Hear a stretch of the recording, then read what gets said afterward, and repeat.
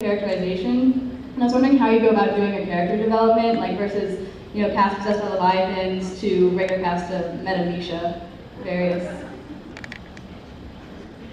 I think I just had a little panic attack. I don't know.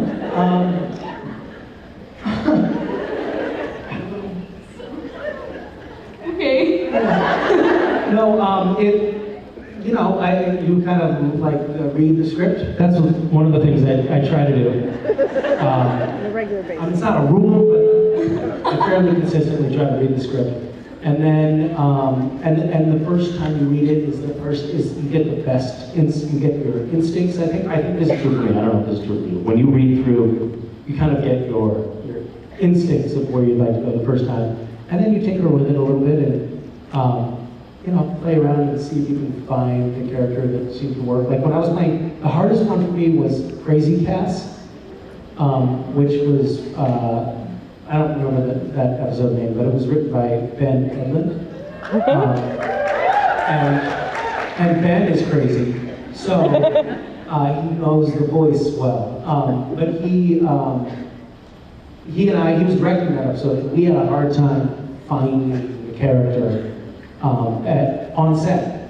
He would come up and say, play it like he's just full of life, he's full of joy. This was at the very first take. He's thinking about the character, and it's just everything that he sees is magical and mystical and full of wonder. And we did one take, and he came back to me and he said, so I think what we should do is play him very somber.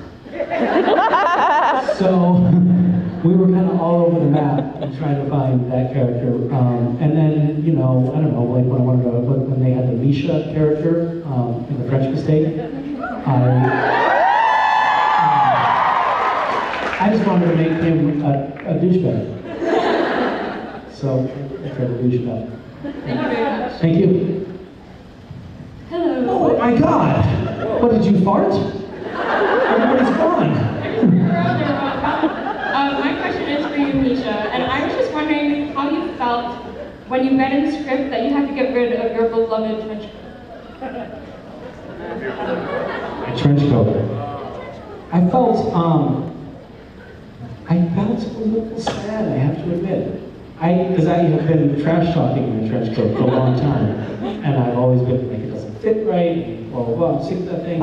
And then when I read the script, I was like, oh, look, if I walk away, the first version of that script that came out had alternate ending. Cass has trench coated bag. So, and it was the only time I've ever seen that in a script. So clearly the writers were like, I don't know, can we do this? Can we get rid of the trench coat? Maybe we could have him carry it away. But they decided just to kill the trench coat. They killed it.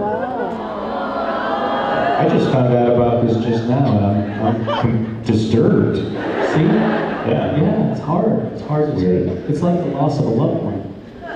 It's gotta come back, right? Trench coat's gotta come back.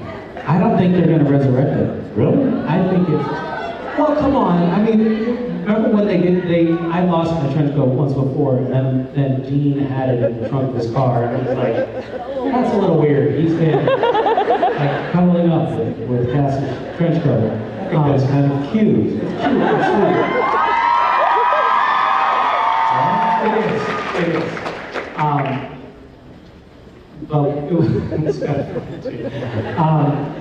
But nobody took my trench coat and put it in the trunk of the car this time, so I think it's gone. Unless we see some bum walking by with Cass's trench coat. This is what they do. They boo me now.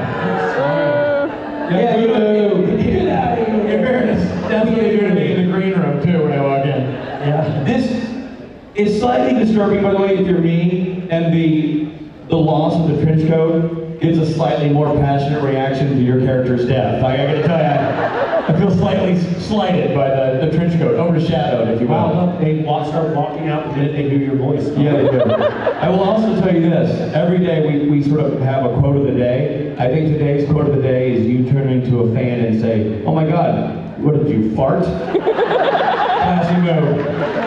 Misha Collins, Michael!